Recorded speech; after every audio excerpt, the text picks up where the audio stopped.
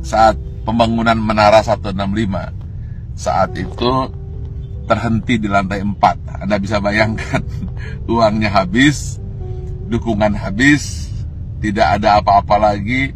Saat itu orang-orang sudah mengatakan, lihat, Ari Ginanjar gila, Ari Ginanjar tidak akan berhasil.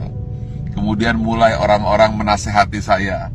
Sudah saya bilang, dulu harusnya kamu jangan buat itu, sekarang lihat. Dan kemudian teman-teman saya menjauh. Jangan dengan teman, bayangan pun lari untuk menjauh. Karena kalau dekat dengan saya akan sharing dan saya akan minta bantuan. Sehingga banyak sekali alumni SQ yang ketakutan dan pergi menjauh dan tidak mau membantu saat itu. Lalu tiba-tiba bapak saya bilang, dia manggil saya A, coba sekarang lakukan ini. Apa itu? Saya tanya. Doakan saja semua orang yang ada di sekitarmu yang kamu lihat. Tukang bakso, supir bis, tukang sayur, orang-orang miskin, orang-orang susah. Siapa saja yang kamu lihat, kamu doakan. Lalu saya mulailah, saya doakan. Saya tidak peduli. Pokoknya melihat orang saya doakan. Kalau melihat orang gemuk, saya doakan kurus. Yang kurus saya doakan gemuk. Orang yang miskin saya doakan jadi kaya. Orang yang kaya saya doakan jadi sejahtera.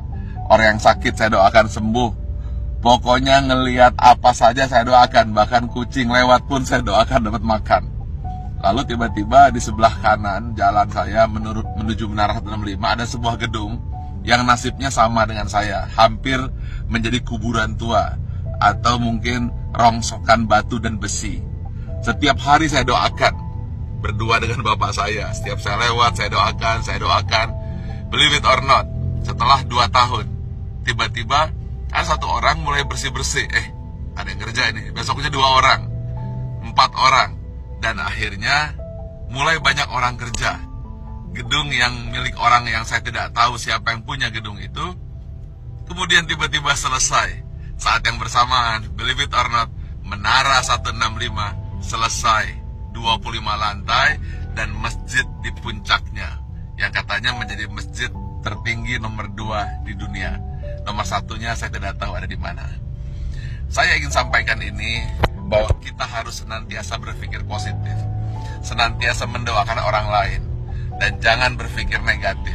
Setiap melihat apa saja, doakan.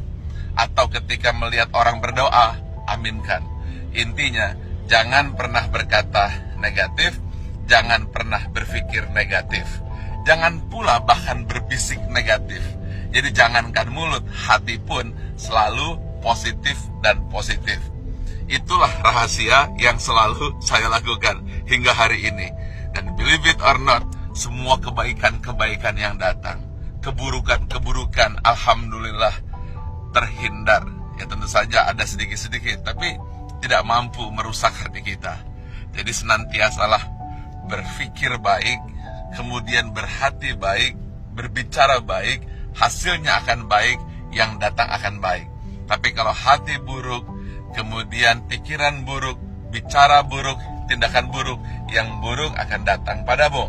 Tetapi kalau hatinya senantiasa baik, penuh rasa syukur, pikirannya pun baik, mulutnya berkata baik, kemudian tindakannya baik, hasilnya akan baik. Semua akan datang padamu. Ingat satu hal kunci, apabila kamu tahu kekuatan pikiran, maka kamu tidak akan pernah berani untuk berpikiran negatif. Kalau kamu tahu hebatnya pikiran kata, maka yang ada di pikiran, di hati dan tindakan hanyalah kebaikan-kebaikan. Karena semua yang datang adalah hasil pikiranmu.